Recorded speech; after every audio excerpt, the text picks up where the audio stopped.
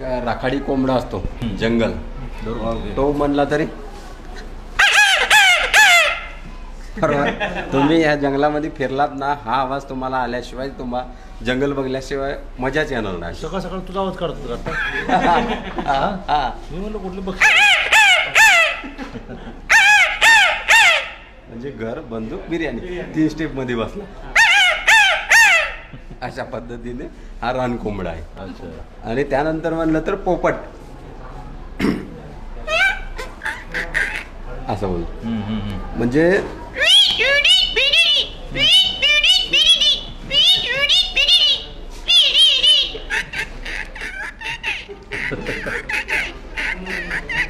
अशा पद्धतीने पोपट बोलतो. किंवा कोंबडा म्हणलं तरी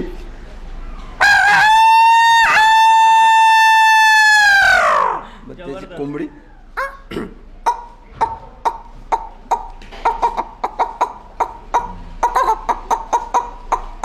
अशा पद्धतीने त्यांचा. मोराचा म्हणलं तर किती आवाज येतो तुला? मला 200. 200? आणि पक्षी येतात माझ्याकडे ओरिजिनल. होय, तुझ्यावर जायला पाहिजे जंगलात. नक्कीच. माझ्याकडे चितळ येतात, हरिण येतात, किंवा सगळे प्राणी पक्षी माझ्याकडे येतात आवाज काढल्यावर. अच्छा. चितळ जरी ओरडलं ना,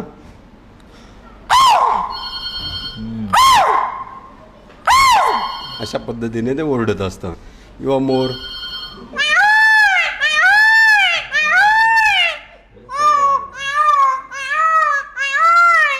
अशा पद्धतीने, किंवा कोकिळा.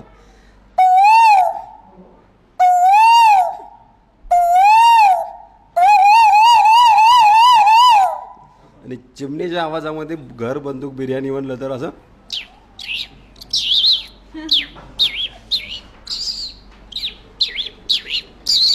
अशा पद्धतीने ती म्हणेल. घर बंदूक जाऊन तुला भारी आवाज काढतो. चिमण्या घर बंदूक बघ म्हणायला लागलं मग अवघड व्हायचं.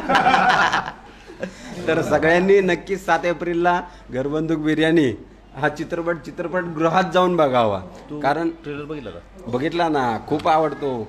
मी सरांचा आणि तुमचा सगळ्यांचा फॅन आहे. मी किती दिवसापासून तुम्हाला फॉलो करतो आणि प्रत्येक आवाजांबद्दल किंवा निसर्गाबद्दल माझा एकच मेसेज असतो की सर जसे निसर्गाबद्दल काम करतात तसे तुम्ही पण निसर्गाबद्दल आणि त्यांना जागरूक करण्यासाठी आपण हे काम करूयात. आणि चांगल्या पद्धतीने निसर्ग वाचवला तर नक्की आपलं जीवन सुदृढ राहील. हाच माझा मेसेज मी इथं दररोज देत असतो. प्रत्येक आवाज, मच्छर म्हणलं तरी आवाज असतो माझ्याकडं.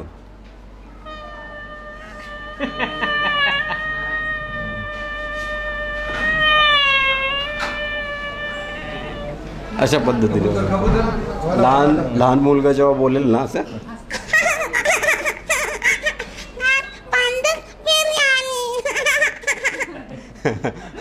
भारी कलाकार आहे. अशा पद्धतीने तुला त्यांच्या कसं काय आवड लागली त्याची? हा ही आवड कशी लागली तुला? घर बंदूक बिर्याणी 7 एप्रिलला थिएटरमध्ये बघा, असं लहान मुलाच्या आवाजाचा.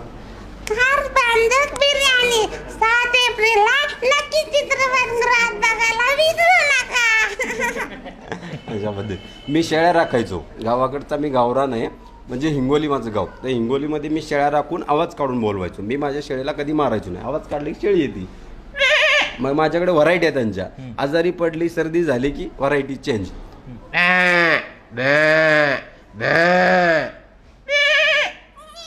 पिल्लू.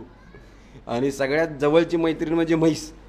म्हशीच्या पाठीवर बसून तिला राखायला न्यायचं ते काम माझं. कारण चिखलानी पाय भरायचे ना माझे.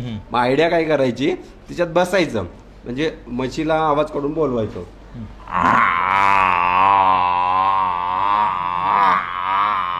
म्हैशी येणार. त्याचा अर्थ काय पलीकडे जायचं? आणि रेड्याचा आवाज काढला की अजून जास्त येतात. बस. म्हशी जास्त बोलतात पण रेडे कमी बोलतात. बस एवढंच. अशा पद्धतीने ह्या आवाजांची म्हणजे मी शिकत गेलो. आणि सरांचा संपर्क आता भरपूर दिवस झाले, 10 वर्षाच्या वरती गेलं. आम्ही कंटिन्यूस सरांसोबत असतो. आता तुमच्याही सोबत.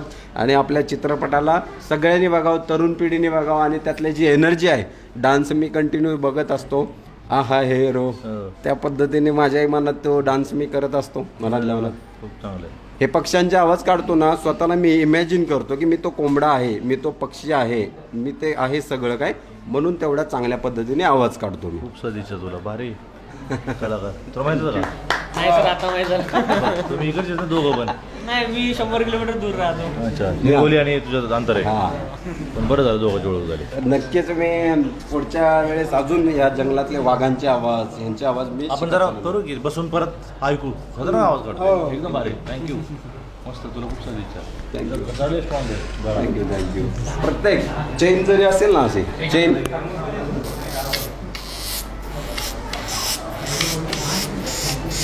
तुला नादच लागलं. साऊंड इफेक्ट म्हणून यांचा यूज करू शकता मूवीमध्ये एडिटिंगसाठी. छान छान.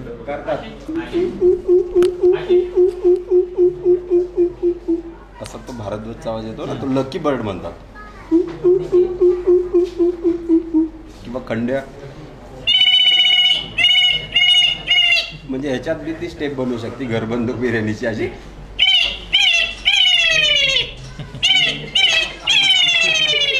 कारण जस्ट बनवली. छान छान छान छान मस्त मस्त. बरं तर थँक्यू. तुम्ही पाहिल्याच असाल आवाजांचा कलाकार म्हणजे किती 200 आवाज राईट. 200 पेक्षा जास्त आवाज काढता येते दादाला. आणि भाऊ इथलेच तुम्ही इथलेच. ओके. अवेअरनेस साठी मी आहे. हां. पक्षी प्राणी वाचवा आणि जंगल वाचवा याच्यासाठी मी काम करत असतो कंटिन्यू. खूप छान खूप छान खूप छान. आणि सर थँक्यू सो मच. एक फक्त आपल्या लोकांसाठी 7 एप्रिलला आपला चित्रपट येत आहे याच्याबद्दल सर सांगून द्या. 7 एप्रिलला घर बंदूक बिर्याणी हा चित्रपट येतो आहे. मला खूप मजा वाटेल. बिर्याणी फक्त खायचीच नसते बघायची सुद्धा असते. आणि बघितल्यावर जो स्वाद मिळतो आनंद मिळतो त्यांनी पोट भरतं. बघितल्यावर कसं पोट भरतं ते बघण्यासाठी नक्की थिएटरमध्ये या.